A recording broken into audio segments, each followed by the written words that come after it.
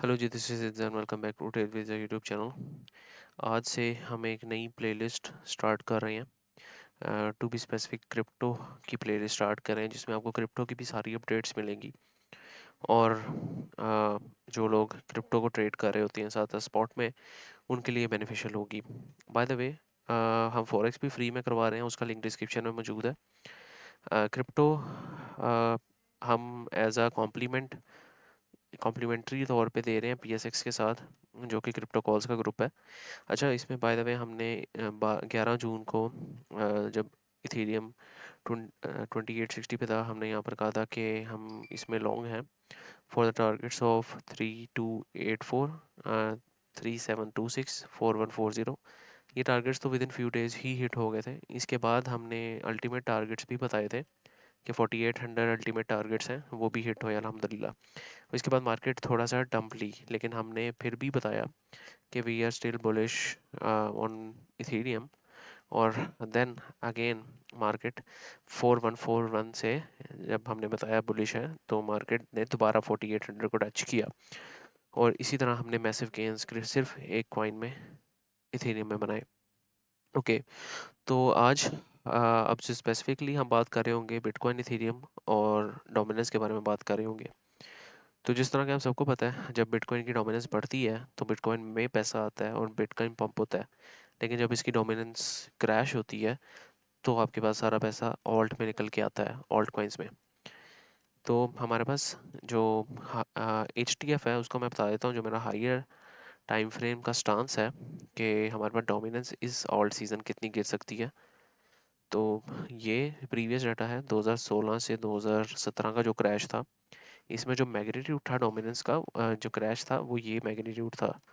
But I am expecting कि इस दफ़ा जो जो नेक्स्ट आपके पास क्रैश आया था 2020 से 21 का, तो आपका जो मैग्नीट्यूड था, जो 2017 वाला था, वो हाफ हो गया था और उतना मैग्नीट्यूड का क्रैश आया था।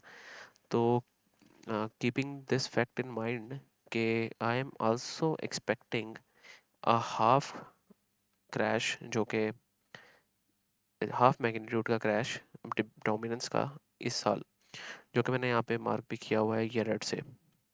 तो इससे ज़्यादा मैं नहीं समझता कि इसको क्रैश होना चाहिए। 50.1 या 50.2 तक मैक्सिमम इसका मुझे लगता है कि इस ऑल्ट सीज़न क्रैश आएगा डोमिनेंस का। तो अब थोड़ा सा लोअर टाइम फ्रेम एनालिसिस कर लेते हैं। लोअर टाइम फ्रेम एनालिसिस में ये मैंने एक जोन मार्क किया हुआ था, और एग्जैक्टली मार्केट उसी जोन से टैप होके नीचे जा रही है।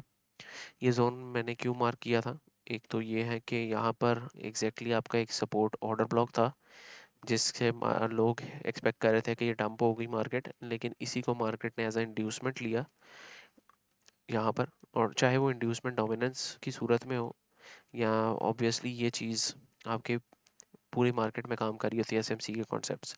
तो यहाँ पे इसने इंड्यूसमेंट लिया, और ये जो ऊपर एक फेयर वैल्यू गैप था, और बल्कि इस रीजन को थोड़ा एक्सटेंड कर ले, तो ये पूरा रीजन आपके पास ऑर्डर ब्लॉक को भी मिला ले, ये पूरा रीजन आपके पास एक तरह से रेजिस्टेंस जोन था। और वहीं से मार्केट यानी कि डोमिनेंस ने क्रैश किया तकरीबन 0.5%। तो अभी भी मैं यही सोच रहा हूँ कि यहाँ से मज़ीद मार्केट को नीचे गिरना चाहिए।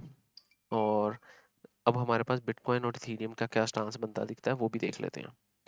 तो बिटकॉइन का एच देख लेते हैं पहले, हायर टाइम फ्रेम एनालिसिस।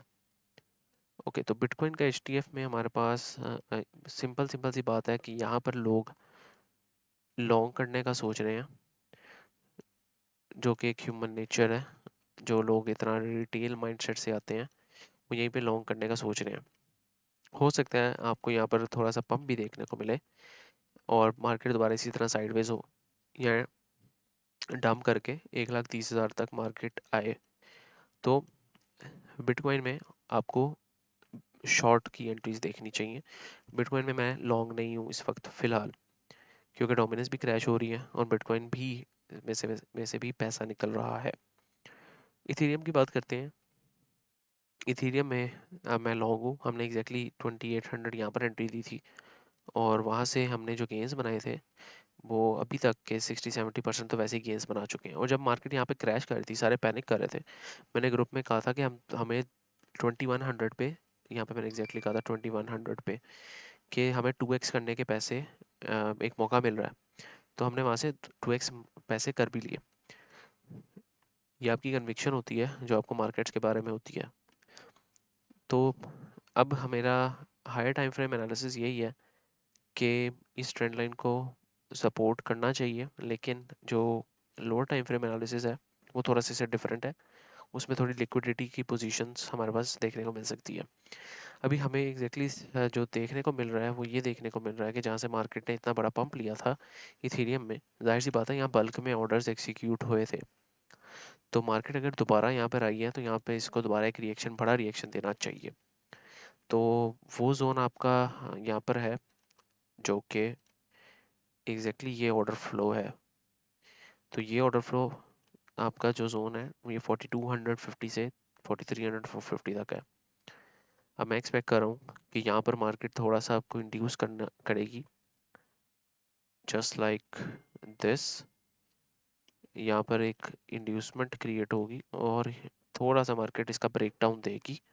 जिन्होंने इस ऑर्डर ब्लॉक पे लॉन्ग किया है उनकी लिक्विडिटी स्वीप करेगी और दोबारा फिर आपके पास इस तरह ऑल टाइम हाई जो बना है इसका 4900 और 5000 को जाके टेस्ट करेगा। तो ये मेरा अब एनालिसिस है इथेरियम में। तो इथेरियम में जो लोग स्पॉट ट्रेड कर रहे होते हैं वो अभी भी इसको एक्यूमुलेट कर सकते हैं, और इन केस ये आपको कहीं ना कहीं 5% मजीद नीचे मिले आप इसको तब भी एक्यूमुलेट कर सकते हैं। आई am long on Ethereum. Targets आप रख सकते हैं 4500, 4700, 5000, और इवन लॉन्ग टर्म में आपके टारगेट्स इससे भी ज़्यादा बनते हैं। खैर वो तो हम डिस्कस करते ही रहेंगे, लेकिन अभी के लिए I am long on Ethereum. तो this was pretty much about today's video and the analysis of crypto. अगर आपको इस तरह की वीडियो पसंद है तो कमेंट में ज़रूर मेंशन कीजिए। प्रीमियम ग्रुप में ऐड होने के लिए आप 0305 430096 3 पे कांटेक्ट कर सकते हैं। नेक्स्ट टाइम के लिए भाई को इजाज़त दीजिए। दुआओं में याद रखें। अल्लाह हाफिज़।